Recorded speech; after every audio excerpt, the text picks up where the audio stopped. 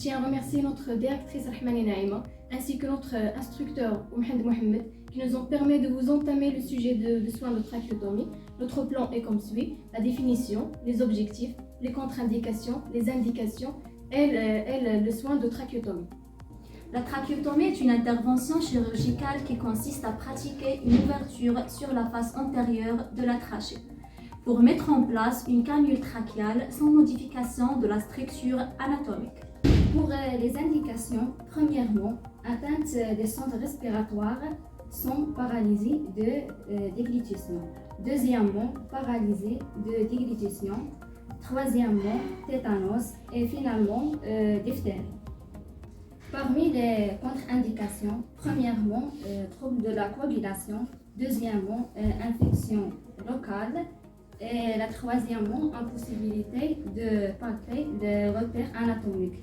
Cou trop court et obésité mobile. Le matériel nécessaire pour le soin de trachéotomie, on a la sonde d'aspiration, gants stériles, seringue pour gonfler le ballonnet, 2 compresses là où j'ai mis du sérum physiologique, 2 compresses sèches, une compresse que je vais couper pour positionner à la fin du soin, un cordon propre et solution hydroalcoolique.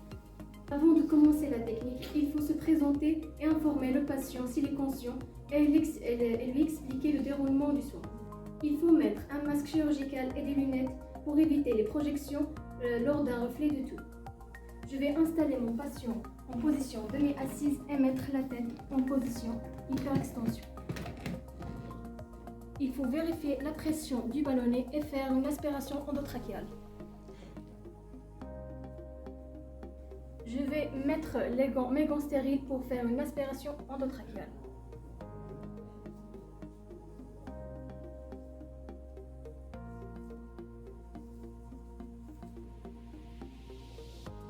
On va retirer la compresse et on va l'ajouter.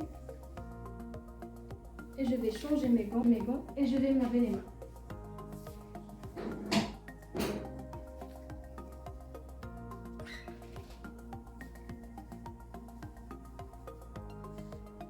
J'ai mis mes gants propres et je vais commencer par une compresse là où j'ai mis du sérum physiologique en passant par comme ceci.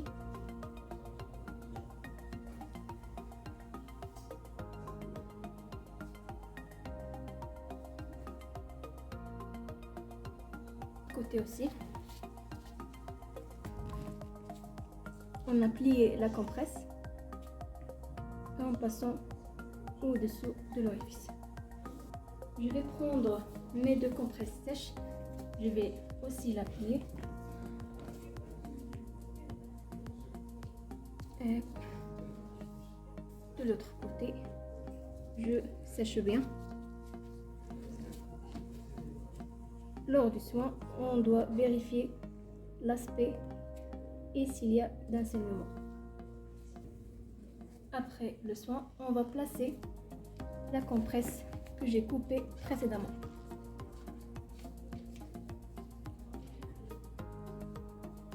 Et comme on a dit avant, il faut bien vérifier s'il y a un écoulement et vérifier l'aspect de l'orifice.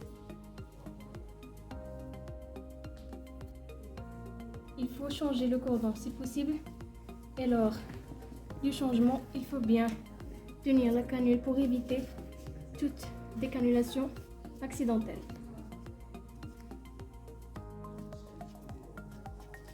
Il faut faire attention à ne pas trop serrer le cordon pour ne pas liser la peau au niveau du cou.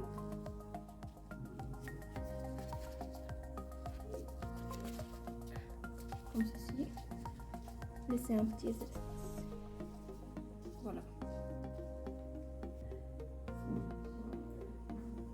Après le soin, il faut réinstaller le patient et ne pas oublier de noter le soin sur la feuille de réanimation, sans oublier la sécrétion, l'aspect des sécrétions et de l'orifice.